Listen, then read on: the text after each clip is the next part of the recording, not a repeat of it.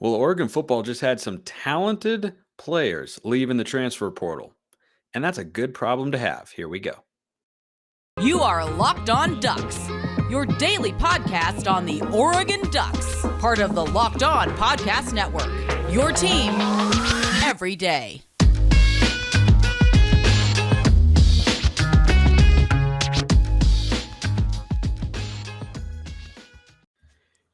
Yes, it is that time once again for Locked On Ducks. I'm your host, Spencer McLaughlin. Thank you so much for making this your first listen or your first view of the day if you're watching on YouTube. Part of the Locked On Podcast Network, your number one source to stay up to date with the Ducks, your team every day. Like, comment, subscribe, please, and thank you wherever you listen to or watch this show. Got to bring on the wily veteran of guests here at Locked On Ducks. His name is Rian Winter. He's at Sports Chat 503. Many of you know him already. Ryan, let's just hop right into it, man. Jalil Tucker, kind of surprising, but not too surprising given that he didn't play. His true freshman counterpart, Jalil Florence, played quite a bit for the Ducks this past year. Trevan Ma'ae, 3 years in the program, not doing a whole lot. Again, makes a lot of sense. Keith Brown's the one that really threw me for a loop. What did you make of losing those guys as the portal opened for window number 2 here in college football? Yeah, I mean, like we were talking about this, when we were talking about who are the guys that we were looking forward to playing next year. Keith Brown was one of them we were talking about. He was. I mean, even Coach Lanning was talking about Keith Brown and the media availability right up to when he left. It was surprising. We're in a whole new world now. It's just a completely whole new dimension. And this is part of it. Guys who might have a better gig in front of them might leave for a lateral move, even maybe a backwards move, and go somewhere else, because the portal is not a gimme. Just because you're going into it does not mean you're going to get something equal or greater than value. And so a guy like Keith Brown, it feels like, was in a position, maybe, I always think transfer portals, obviously connected with playing time. It had to come out a little bit with that scrimmage. And here comes we're added for the scrimmage, and we have the first day, and the timing of it just all seemed pretty ripe. So, yeah, I was surprised by the Keith Brown thing. I also, though, kind of saw maybe movement happening in that room, because you saw people moving into that room. And that's always usually a sign, too, people are going to leave when transfers come in, or when guys transition from a different group to a different, like we see with Jamal Hill. This could be an interesting situation. I also, though, think that the last ones to get to 85 are going to hurt the worst.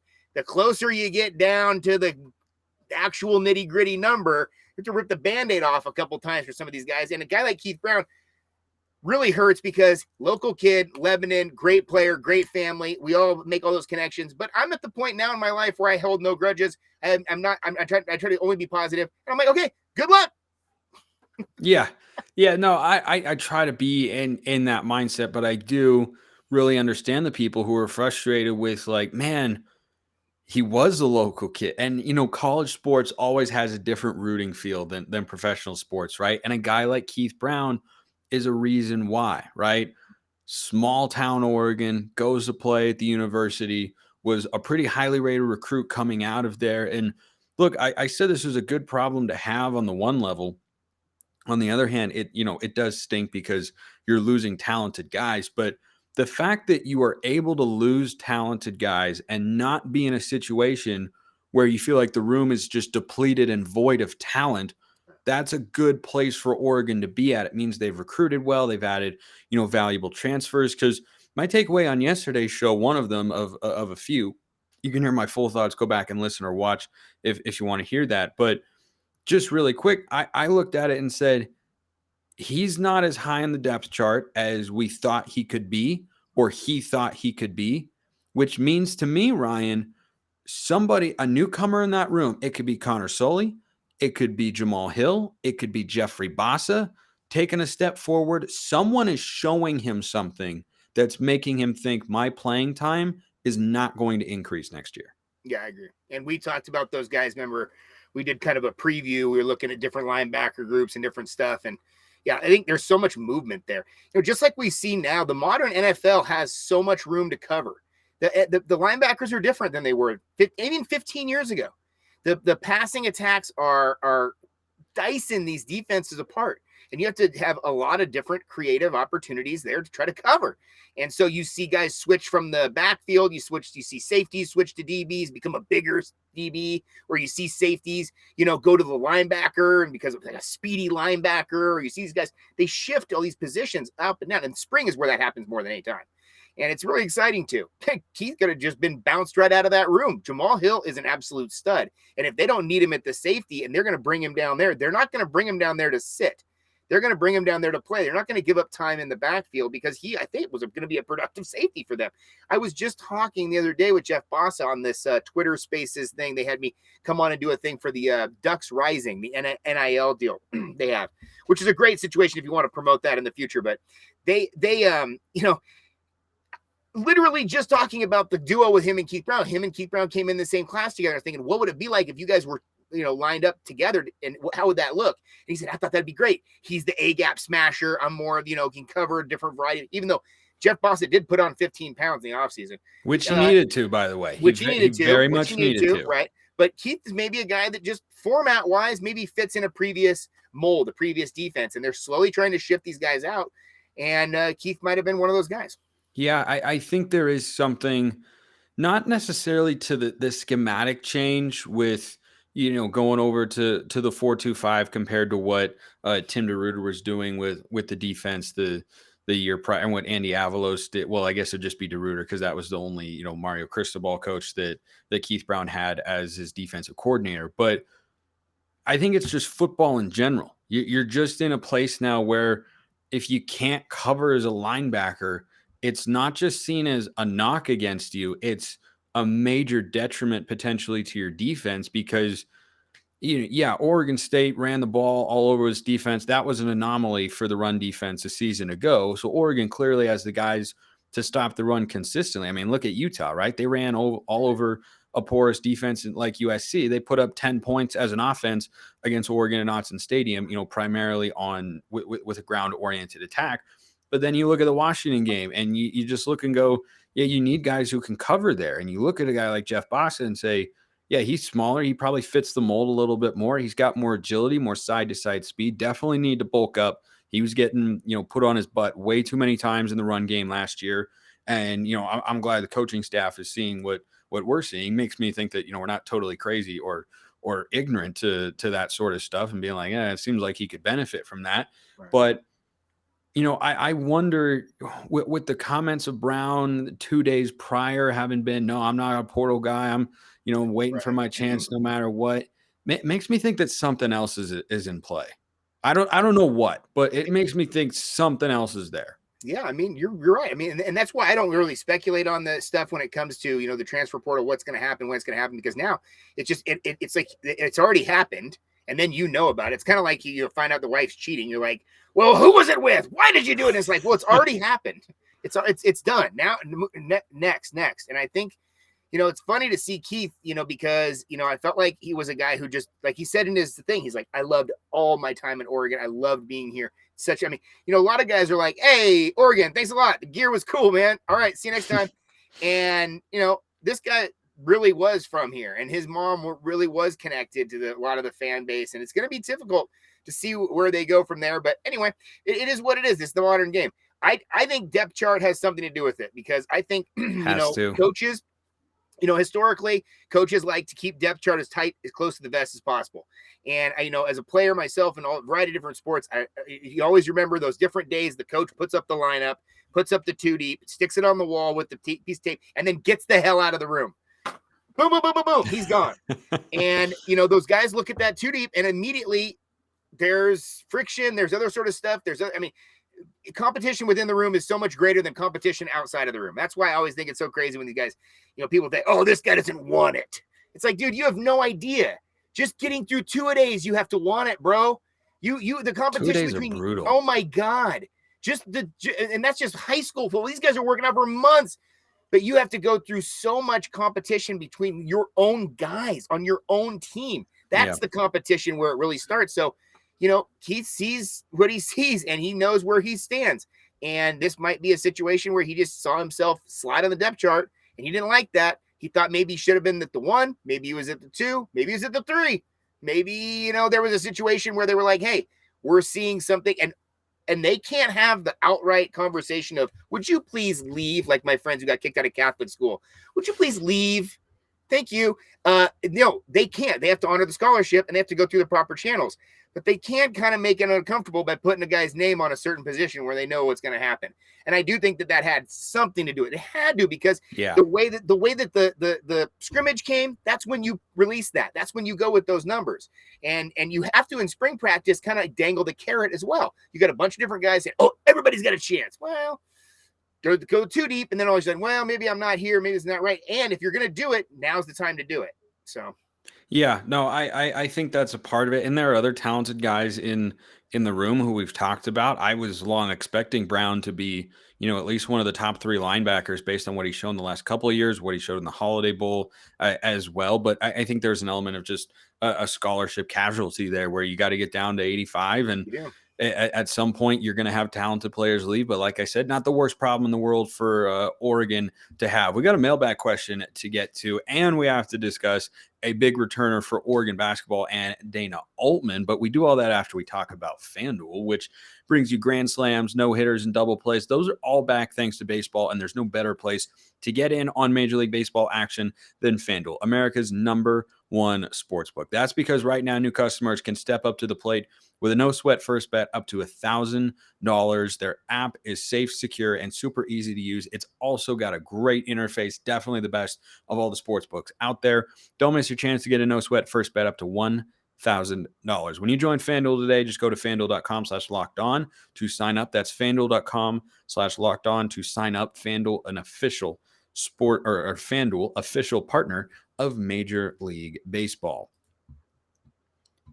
All right, Ryan, let's get back into it. This mailbag question came in late last night. I thought we could slide it in here. If you ever want to be a part of the mailbag, YouTube comments, Twitter at @Smalls_55 or at Locked On Ducks. Got a bunch of great questions in the mailbag.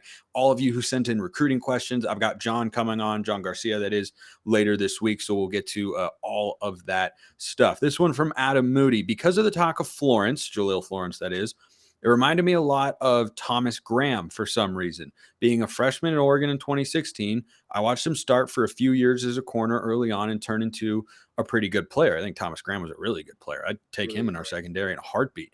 Yep. It's not common, but what positions do you think someone could come in from high school on this Oregon team and have a real chance of starting as a freshman and last a few years? Thanks for the news. Keep it up.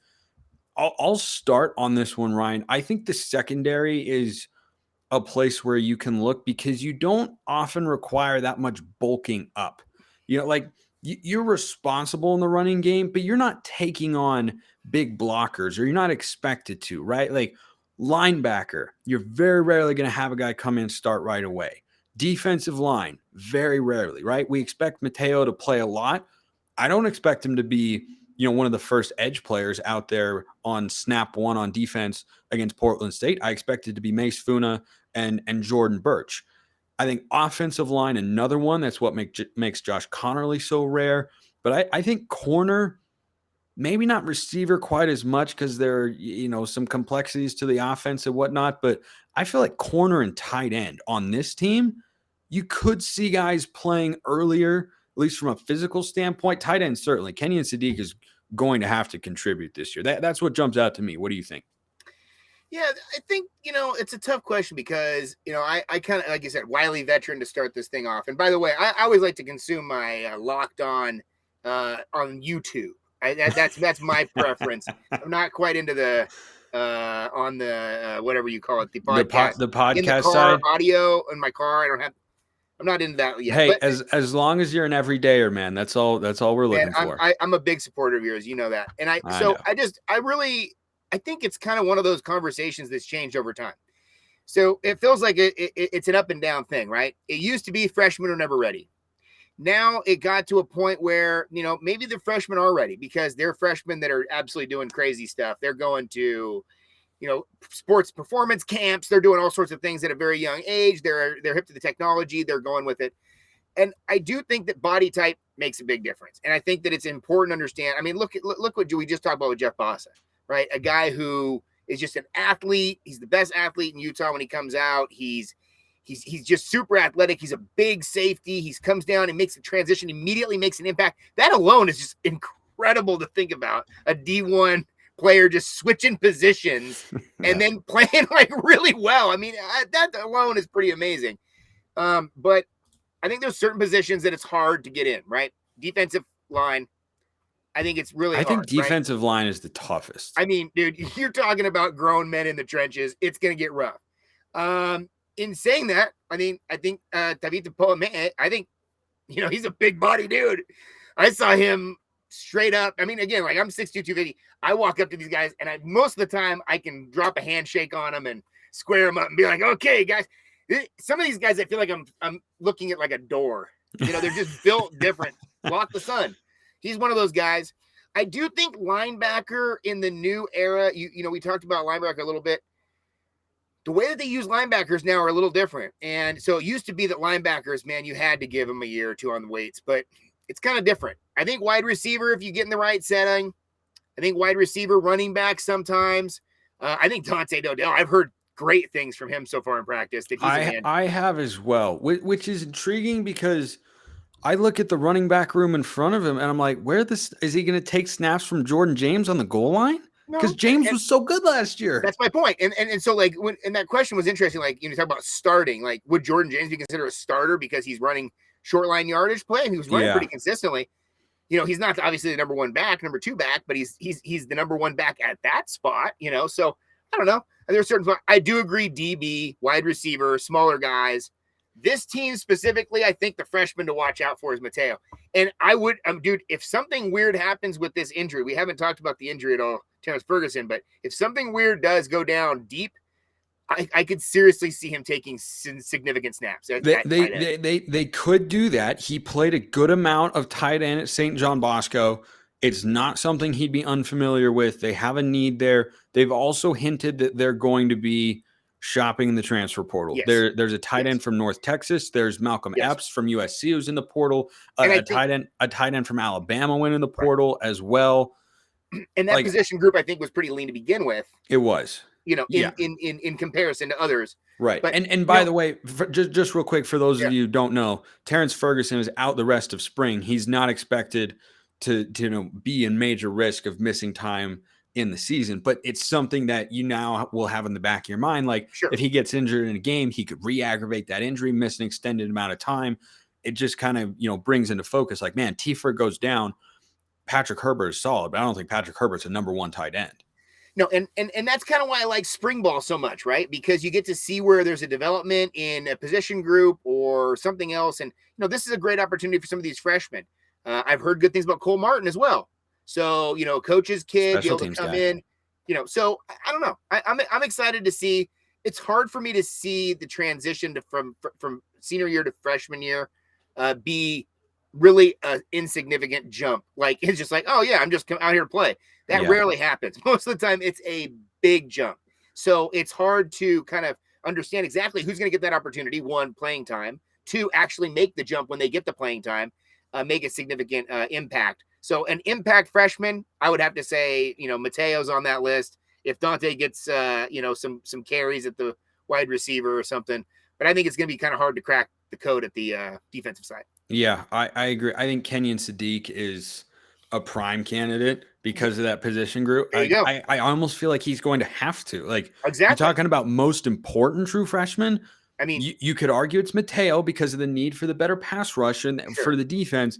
But I could go to Sadiq because Tiefer goes down. Suddenly he's a starting tight end. In the spring game, he is one of the starting tight end because we'll have two of them, right? So that's what I mean. One of the two starting tight ends because you're 100%. Starting two. So there's your answer right there. I mean, So I mean, and the way that he's come in body ready as well. There's certain guys that just look the part, and they kind of you can jump out. They always just say looks good in a uniform, and the guy looks good in the uniform sometimes doesn't always play the best, So to be able to have that combination, you were saying something earlier about those guys that are good at good at one thing, good at the other thing. Linebacker who's good at run stopping and good. Those guys are very rare, and that's why this game is so awesome. Just like in golf, guys who can drive it, guys who have good short game. Some guys they don't have both, and if you have both, you're a great player. Some of these guys, they just don't have everything in there. toolbox, repertoire. Well, not a lot of guys have everything. The guys who do go to the NFL and wear a gold jacket at the end. I mean, there's not that many of them. There's a reason why. And so it's like, to see some of these guys really play well, coming in their freshman year, maybe make a jump, maybe make a position group change, maybe change their body type. I mean, there's a lot of change and transition that happens in those first couple of years before they actually really figure it out. And then by that time, hopefully then they'll even have maybe a roster spot available. Right. And, it is rare to see guys defensively come in and, be ready and look the part right away. I think that's why I'm so high on Jalil Florence. He came on as a true freshman last year, and, his former high school teammate, Jalil Tucker, is one of the other guys who's transferring out. And it just goes to show, both were very similarly rated. Florence looks like he's popping a lot quicker than Tucker is, who could go, maybe shine somewhere else. But you talk about having a day one ready body. Jalil Florence was that. It looked that way in the spring game last year. I think that played out in the 2022 season. I want to get to N'Faly Dante because I know you've got plenty of thoughts on that front. He announced he's coming back for the Ducks. First team All Pac-12 performer this year. Look, I'm make no mistake about it. I'm stoked because the prospect of rotating N'Faly Dante and Nate Biddle, I like what that brings to the table defensively. Offensively, I think they both bring a lot. Of course, Biddle's got more of an outside game than Dante does. Here's the only thing that I want to see, Ryan. I talked about this before, and I want your thoughts. I want N'Faly Dante to get post touches. I want him to be involved in the offense. I don't want him to be who the offense is run through because that's just not what works in the sport of basketball anymore. If that makes sense. It's not an anti N'Faly Dante take. It's just the sort of player he is, what he does well. I don't want that to be the focal point of the offense. I felt like the offense was hamstrung this past year at times trying to force him the ball too much. So I'd like to see that adjustment from the coaching staff. Yeah, they forced it a little bit. It got slow. It got really repetitive. It got stagnant. The ball kind of gets sticky, and that's not a good thing. And Dana's offense, just if you want to nerd out a little bit, they like to kind of use bigs in two different ways. Obviously, old school on the post block, but they really like to hide bigs on the backside and go for the over the top lob or be in rebounding position on the backside. They actually kind of stash guys. If you want, Dana Altman's number one thing is rebounding. Always has been, and that's actually my number one as a basketball coach for 20 years as well. I hyped rebounding. I always said the team who wins rebounds win. I mean, look at the stats. It's nuts. NBA, everybody, it's just and rebounding is about hustle. Rebounding is about work. And rebounding is about having some intelligence. Play the cards a little bit. So N'Faly Dante, great big. They don't have many great bigs anymore. And I said on Twitter today, I said, great player, even better person. This guy is salt of the earth, super happy, enjoys the time. He's a classic glue guy on a team. This is a guy that makes practice better, makes travel better.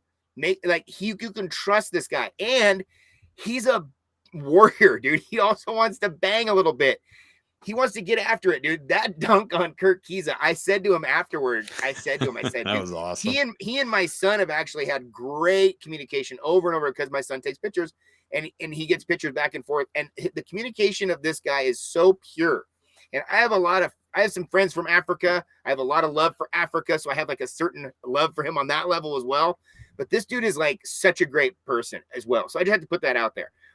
That meaning Don Essig told me he thought Dante was coming back right away. And I said, Don, you're the man. You're the voice of God, in my opinion. I'll trust you. Great point. He says, and Don was smart about it. He said, you know what? He doesn't have a great pro prospect right now. He can go play anywhere he wants in the world, Europe, whatever, Asia, whatever. He can go play. Yeah, absolutely. Australia, Europe, wherever. Anywhere. Take his pick. But his pro NBA prospect is not exactly awesome right now. It's not where he really wants to be because the game has changed. 15, 20, 30 years ago, this guy would have been a stud in the NBA. First team, all league, big man. Come on. And there are some good bigs in our league too. He had to battle some bigs.